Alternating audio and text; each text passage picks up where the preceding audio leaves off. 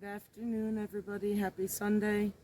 We're out in the backyard and enjoying some of my little personal woodland area that the city is insisting we have to clean up and make changes. So I wanted to let everybody know what's actually here and why this is important and how this is part of our culture and how we live. So this afternoon we're going to take a look at the wild grapevine. Lots of people have issues with this plant because it's invasive, it's not native here, and it's really, really hard to get rid of.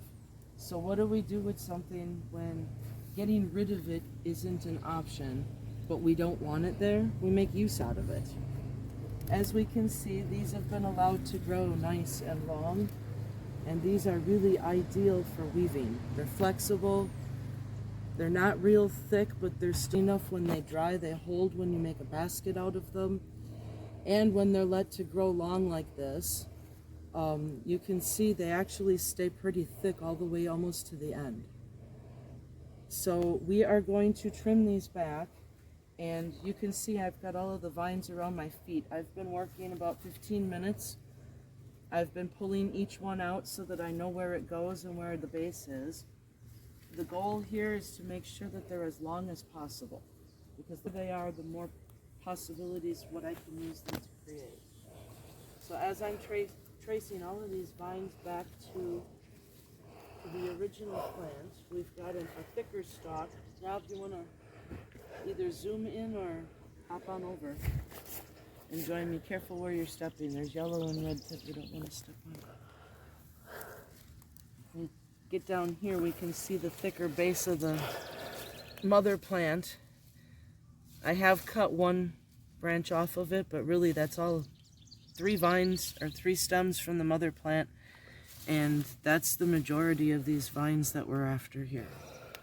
So we're going to clip those as close as we can to that base plant without taking the base out, because again, it's kind of pointless work.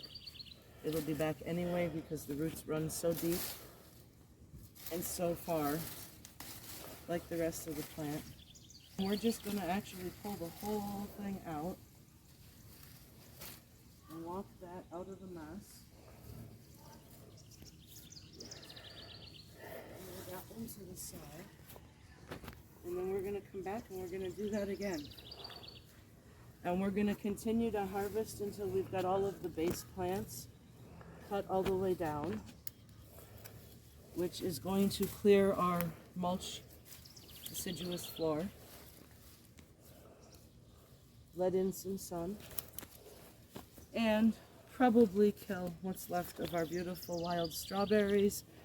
And I see yellow in here. We do need to also remove these.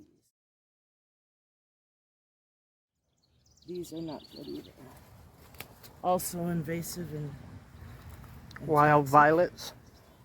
Lots of wild violets, and I let those to grow because Mama Bunny hides in those. We take care of nature, she takes care of us.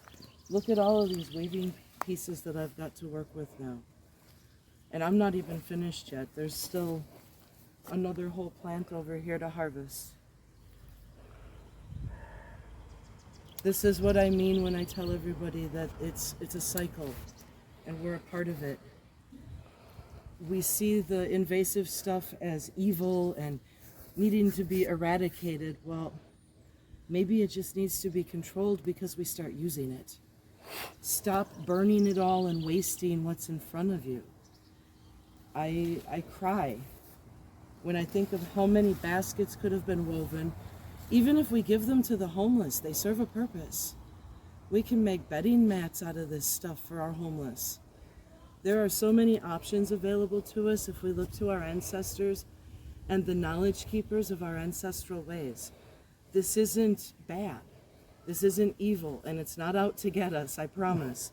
It has a purpose, it has a use, and it's a relative. So we will lay our tobacco and say our thanks for the sacrifice, and we'll wait until it grows back and we'll harvest again, probably at least once more before the year is over. And, oh Rob, look, Can we capture these? We've got mushrooms. See, this is all of the stuff that won't grow if they make me get rid of all of this. This is what they're trying to eliminate. I'm outraged, and I think the whole rest of the world should be too. So join us online Thursday evenings for our roundtable, 7 p.m. Central.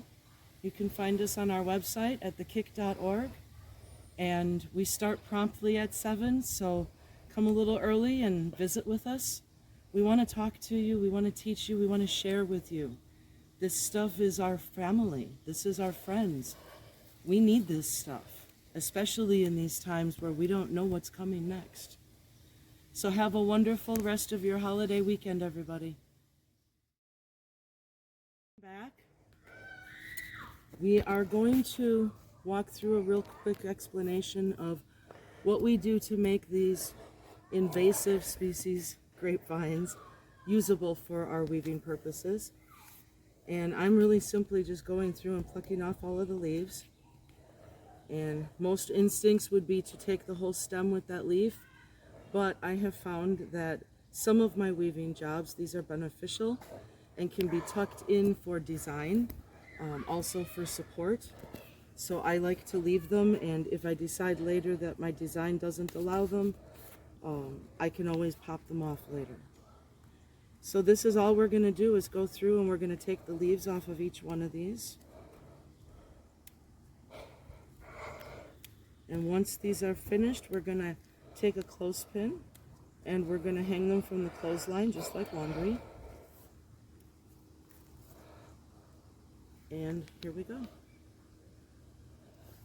Funny shapes and different sizes and lots of out of the ordinary, but I want to preserve everything because it's easier to remove something than it is to put it back. So because I don't know exactly what I'm going to make out of these, I'm going to preserve as much as I can, but I do want to remove broken things. So like this, and this we can offer into the fire. So we're going to preserve the rest of this. We'll dry this out, add this to our stack here, and when we're finished, we will go and clip those lines, and we'll just let them dry naturally.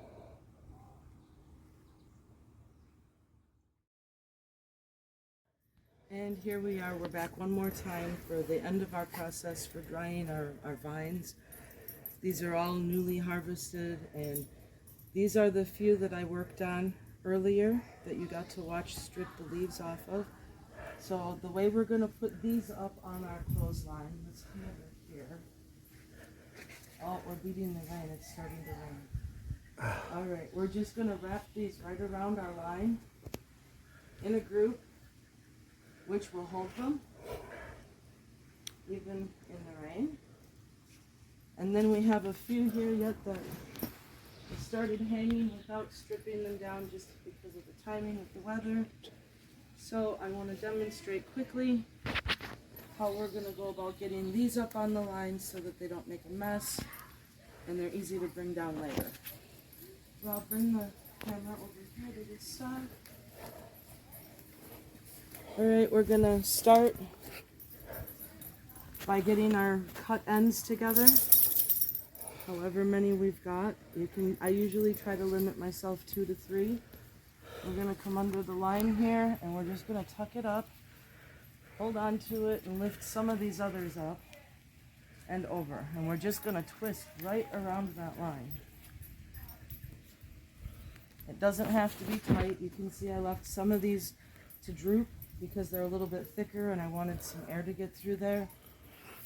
And Inde likes to play in them. And we can cross lines. I did that with this one here. We did the same thing, twist up over the line, but we went over the two together. And then these will be up until they dry, and then we'll take them down and finish them up and coil them and use them for whatever weaving project is next.